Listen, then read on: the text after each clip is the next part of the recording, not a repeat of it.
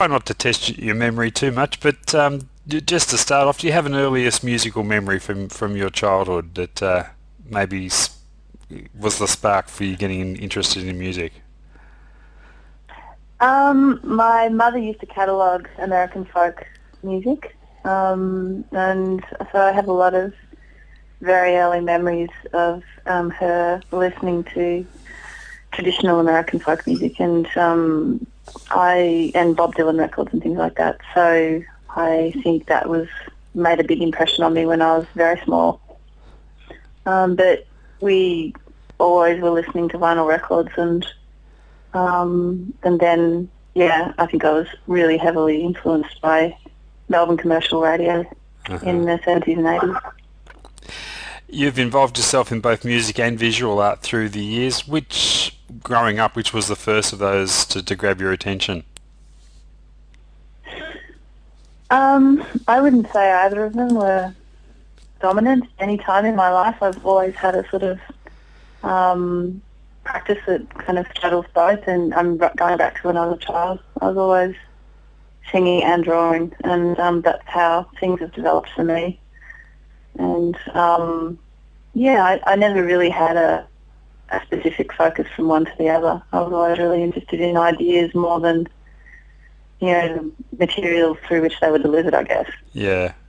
Has it been particularly important to you through the years, though, to have more than one creative outlet like that? Yes, for me it has been really important.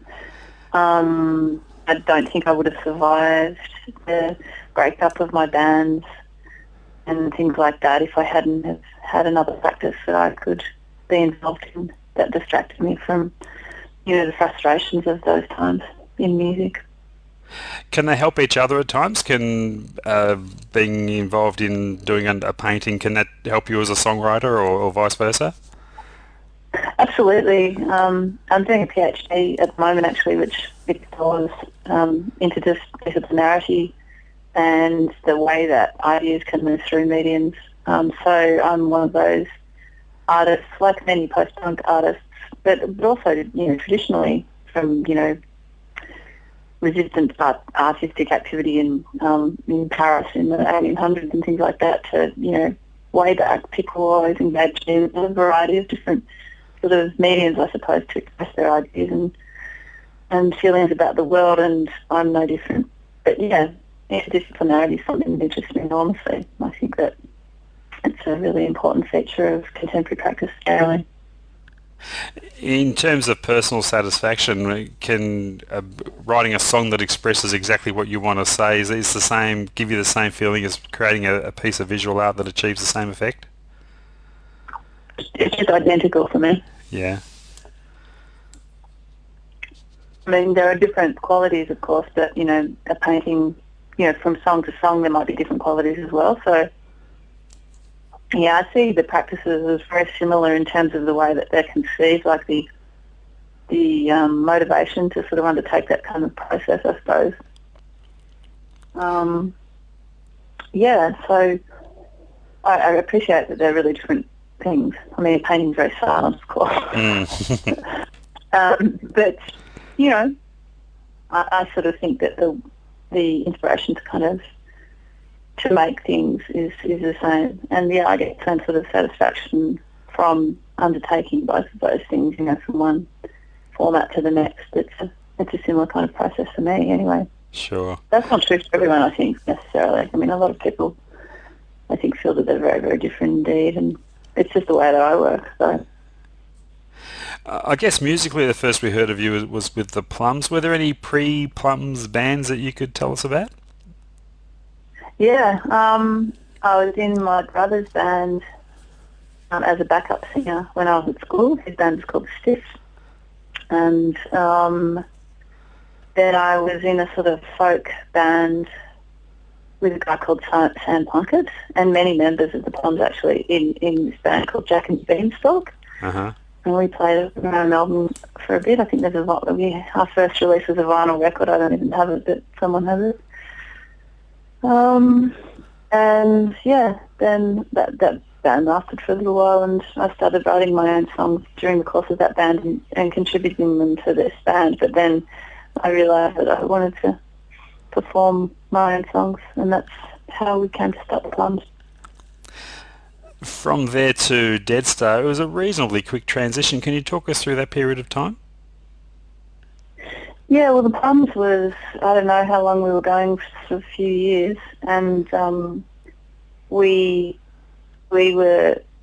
think we'd just released a third EP after our first big album, and we only really released one album. And then we'd worked with Tony Cohen, who I still work with actually at times, making an EP called Heavenly. And around that time, Barry Palmer, who was in Deadstar, he rang me and said, I recorded some instrumental music and I know your work, and I was wondering if you'd like to come in and write melodies and lyrics for this work, which I did. And it was really just going to be a studio project, and but it sort of started to snowball, is how I best describe it, and that coincided with the Plums having quite a lot of difficulties one way or another, just in terms of how we were playing and what we wanted to do musically and things like that. So, I think Deadstar sort of took off from there and overshadowed Plums, the Plums we broke up sort of shortly after that happened. You picked up Aria nominations along the way with Deadstar. What does that kind of recognition mean to you, or what did it mean to you at the time?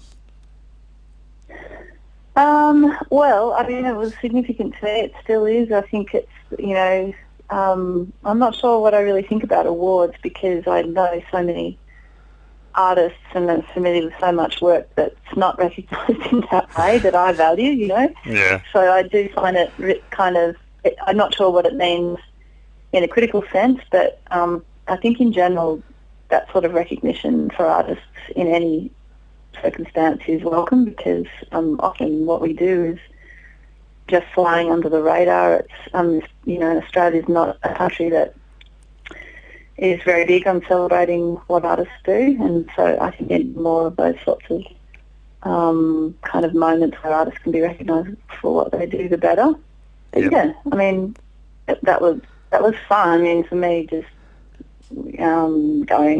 I took my brother to the awards, and we had a lot of fun. There were big parties and all that sort of stuff was exciting, and I was 27, so I was having a ball. Speaking of Arias, I came across a lovely article that you wrote for The Age back in 1995 when you found out one of your songs had been nominated. You're in the middle of day-to-day domestic duties at home, feeding the kids, whatever. I got the impression from reading that that you'd already distanced yourself from ambitions of rock stardom or whatever that may be, and your priorities had already changed. Would that be a fair comment? Well, I had children, and I made a decision when I had children that I wasn't going to tour, and that I wasn't going to pursue the same sort of level of involvement with music for the first 10 years of the children's lives, and that's what I've done.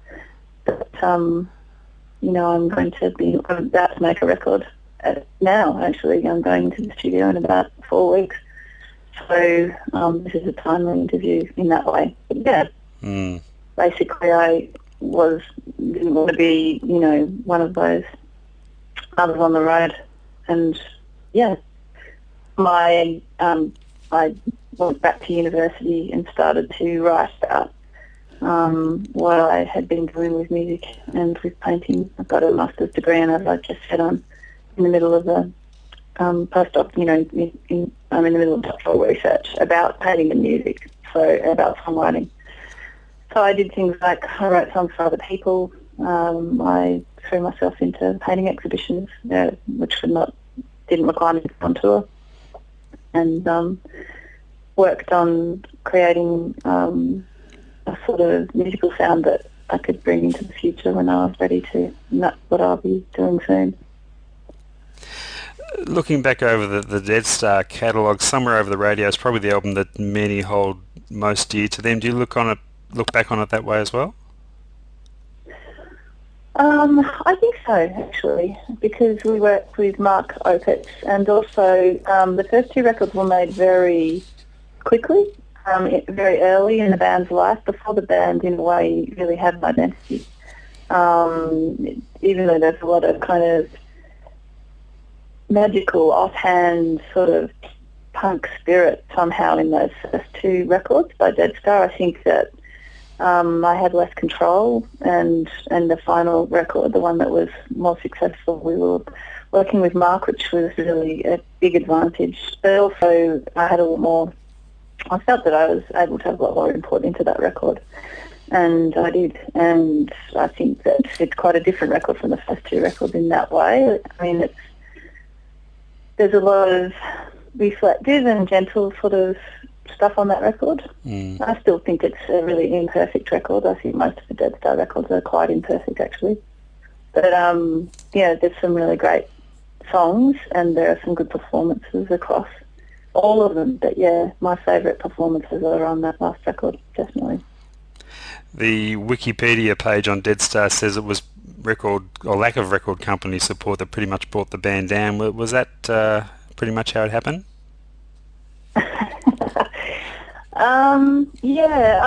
I don't know how to talk about that. We had such a strange career, like in terms of our relationship with a record company. We were a pretty weird band anyway. We had people we were sort of cobbled together from people, people came from really different background. We were really different ages. I was much younger than two or three members in the band. And I came from a real sort of indie background, and the guys I was working with had come from, much more established musicians in many ways. We were signed to one record label, and then that label was sold. It's a matter of public record that, Michael Budinsky sold Mushroom, I think, and we were on Mushroom's white label, and then we were sold to Festival, and then they merged with somebody else. And so, we were just like lots of bands at that time through those mergers and sales who got lost in in all of that business, really. Yeah, because I mean the reality about having a record deal back in the day, when having a record deal was something significant, was just that you had to have a person who really understood what it was that you were trying to do artistically, creatively, and if the record company kept being sold, then you would lose those people. You'd lose your champions, and that's what happened to us. Aside from those two bands, you've worked your way through a lot of musical projects through the years. Would you say you get a little restless at times focusing on one thing for too long a period? Yes, I would say that. I think that is a fair call. I have spent a good part of my life trying to work out how to be independent as a music producer, to be honest. I think I'm a really great performer and a good songwriter, but I've struggled at times trying to put a band together and trying to work out what it is that I really want to do. As I mentioned earlier, I've had other priorities at different times. And so, for me, it's just been a learning process, really. And I feel I'm still in that process. But I think that means that I have the potential to kind of really get somewhere, I suppose, if I'm always travelling, always looking. And that's part of what we do as artists, is you're sort of always pushing. And I've been like that. I haven't been a careerist, and I've never really wanted to be. And so I've tried lots of different things. Some of them have been successful and some of them haven't been. Through the last 8 years I've made 2 records that I've abandoned. But I just look to people like Lucinda Williams, who made Cartwheels on the Gravel Road like 3 times. And that's right, yeah. I try not to give myself, too much of a hard time about it, and just keep trying to write good songs and, make good performances, and then record them if possible. And that's what I'm, undertaking at the moment with my new project, which is called Caroline No, and which I hope which is a solo project essentially. So, I mean, that's going to be my music name from now on, and that was my intention when I thought of that, was that name was just to finally have something that had my name in it and to stay with it. Tremendous. One of your closest musical colleagues through the years, also your husband Pete, has it been extra challenging balancing the working relationship and the domestic relationship through the years? Yeah, it has at times. There was a period of time we were in this band, this sort of country folk band called the Tulips, when we first had little children. And yeah, sometimes for one of those records that we made, I remember whenever we wrote a song together, because we collaborated on songwriting for one of the records, I think we wrote every song together. Yeah, we couldn't really get out of writing a song without having a huge fight. And that was just how that whole record was made. It was really funny. And there were periods where Pete just wouldn't work with me anymore. That happened. I think there were about 4 years there where he just sort of said, I'm just not working with you anymore. I mean, you can stay my wife if you want, but I'm not going to be in a band with you. So yeah, but I've been working with him for such a long time, and it's not just what he can do playing guitar and his ears and things like that. It's the history and the care that we have for one another that helps me with what I'm doing. Talk more about the Tulips. I love the stuff you put out there. And was that, I guess, a return to your childhood love of folk music coming back to the fore? Absolutely. I think it was both of us, both Peter and I, had a desire to really explore, the conventional parameters of folk music and see what we could contribute to that. And yeah, we had a lot of fun doing it. It was always, it was something that we recorded in our house.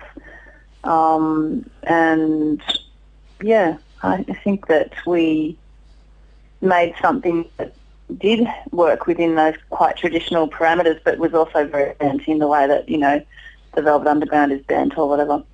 I still think of lyric songwriting in that way. It's got this character that's quite conventional, but there's this stuff about it that just is quite trippy and out there, and I think we really did that as well.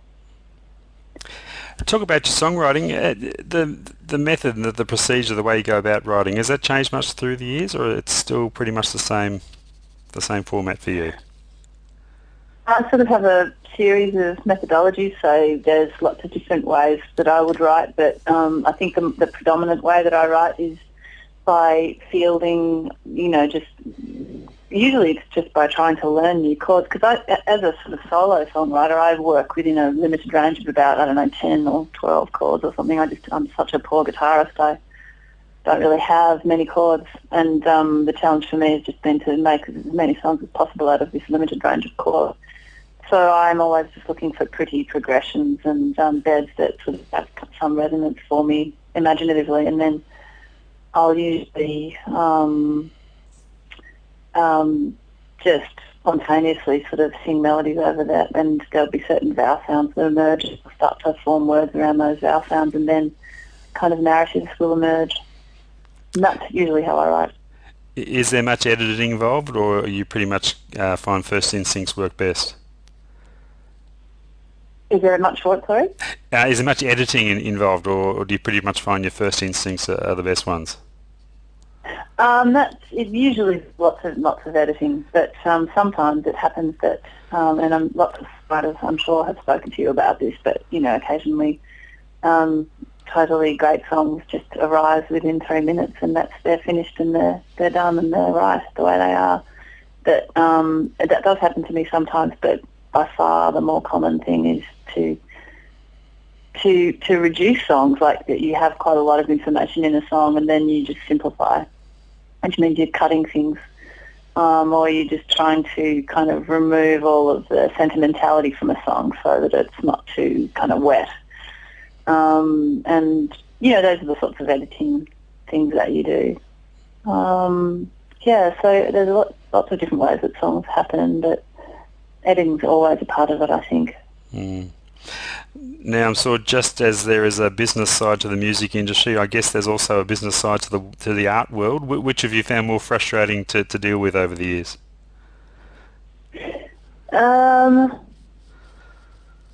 I don't know how to answer that. They're both sort of have their advantages, and they're both really dreadful in many ways too. I think that to be, having a sustained career in either sort of format or as an artist generally, you just have to manage that part of it. It's better if other people manage it for you. But as a general rule, I just try not to be terribly involved and try to stay away from that part of it. But yeah, I mean, that's the uneasy alliance that artists have to form in their worlds all the time, and they should do too. I don't really have much interest in, a work not going anywhere. I think the ideal is that people get to hear you, and I think that it's just really important to have a lot of humility about that and to just allow people to see what you do and, take it for whatever it is, really. Can you ever foresee a time when you'll have to shift focus to one of either, or do you think you've got the balance just right with the two? I can't envisage a time where I won't paint or where I won't write songs and perform them. I think I'm, destined to always be doing both, and I'm sure I always will. Fantastic. Well, that's good news for us. Just before I let you go, Caroline, the new record, what can you tell us about it? Musically, what direction are we going?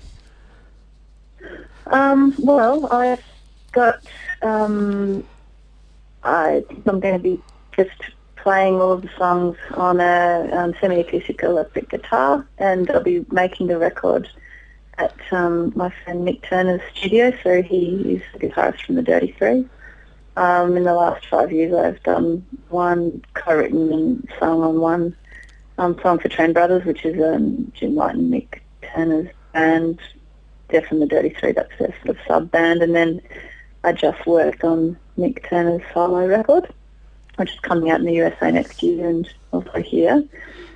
And so he's going to help me with my solo record, which I'm really looking forward to. He'll be recording it, and I'm just going to sort of build it up organically. I've been working with Pete and also with Gary Aspinall, both guitarists. They've just written some lead tracks, and Nick will be doing some primitive drumming, so we'll see what happens. I recently toured France, and I've got a drummer in England as well, and a viola player in France. So at one point it would be great if all of those people could come together, but we'll have to see how we go. One thing that's good about recent technology is that, you can have a player in France and a player in London and a player in Melbourne, and that, it is possible for people to OW their parts. But yeah, I still don't know what this record's going to sound like because I haven't made it, but I do know that I'm making it really soon. And when I've finished it, I'll send you a copy. That would be fantastic. We really look forward to that. Best of luck with it. And I guess you'll be doing your own cover art too. Yeah, you can count on that. Terrific. Thanks for your time, Caroline. It's been a treat catching up with you, and we do look forward to the new record. I may even hang on to this interview till the record's released and do it all as one big promotion. Oh, that would be absolutely fantastic. And actually, the website, you can go and have a look at it now because there's a Caroline No website. Oh, terrific. Caroline No, and I think it's Caroline-no-music.com. A friend of mine's just built it. So if www.caroline-no-music.